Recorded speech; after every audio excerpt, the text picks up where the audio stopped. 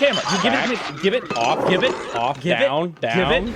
Hey everybody, and welcome to my picks for the top movies of the year, the bottom movies of the year, and a few special categories. With no further ado, let's go ahead and get right into it. One of the most intensely romantic films of the year, I Am Love, really surprised me.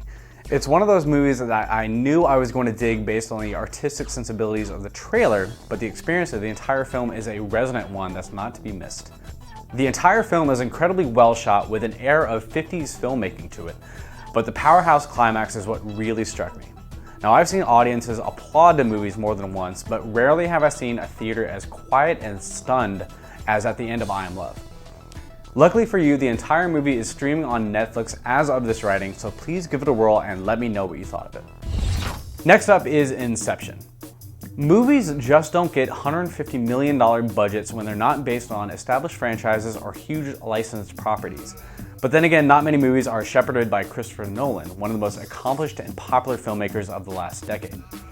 It's been said that Warner Brothers threw the money at him to keep him happy and on board for a third Batman film, but if that's the case, they stumbled into one of the year's best films in the bargain.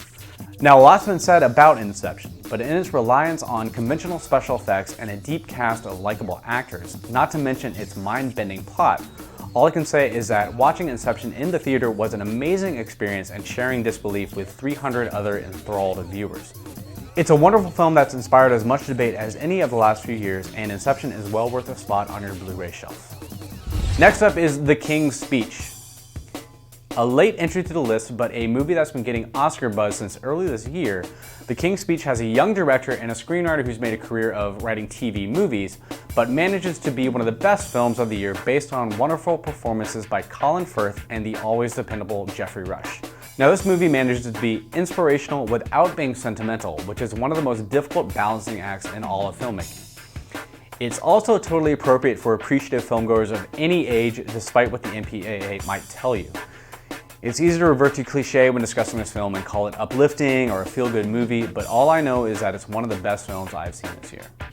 My least favorite film of the year is Grown Ups. This is the only 0-star review I've ever written for the site, and it's shocking to me that people get up in arms about movies with violence or sex when movies like Grown Ups are expressly created to lower the collective intelligence of America by presenting an endless stream of jokes about shit and wedgies and eating chicken coated with human ashes as entertainment.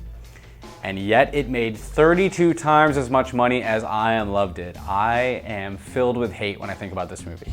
Movie I need to see again of the year. I'm giving this one to Clint Eastwood's Hereafter. There were a few movies that came out this year that I want to see again for a little bit of reassessment, among them The American, but perhaps especially Hereafter.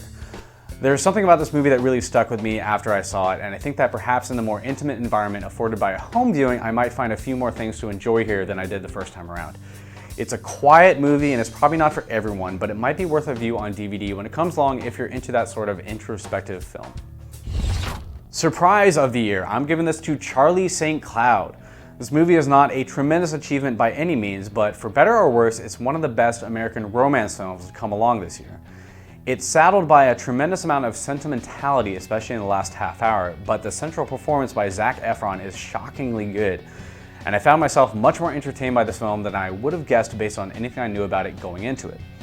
Got a special lady who wants to come over for a movie? You can pop a little Charlie St. Cloud in there and she'll be very thankful, and you'll be thankful that you don't have to watch Twilight.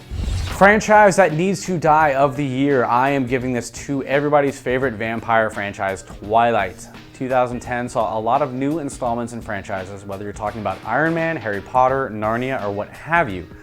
Even the better-than-average direction of David Slade could not save the latest installment of Twilight, however, which wound up being as tepid and awkward as the previous two installments. While I have some crazy hope that the really mind-bending pregnancy and fetus imprinting last novel winds up making for entertaining movies, the track record here is not good, and I humbly nominate Twilight as the franchise that most deserves to not receive any more installments. And that's my year in review! Thanks for making Screen my favorite site on the internet, and come back next year for a bevy of new features and new content.